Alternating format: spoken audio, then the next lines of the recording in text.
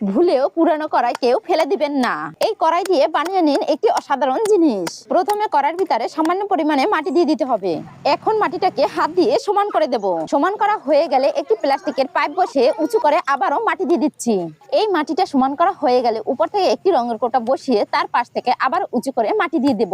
এই মাটিটা সমান করে একটা শেপ দিয়ে দিচ্ছি। এবার রঙের কোটা এবং পাইপটি উঠিয়ে উপর থেকে 3টি মাটির দলা বসিয়ে নিচ্ছি। দেখুন শেপটা দেওয়ার পরে একদম হাড়ির মতো লাগে। তারপরে ফিনিশিং লেপা দিয়ে দেব। সৌন্দর্য বৃদ্ধি করার জন্য পাশ থেকে কিছু মাটির সাজ দিয়ে দিচ্ছি। বন্ধুরা, এই ভিডিওটি কে কোথা থেকে দেখছো অবশ্যই কমেন্টে জানিয়ে যেও। আর ভিডিওটি ভালো লেগে থাকলে অবশ্যই ফটাফট একটি লাইক দিয়ে দিবে।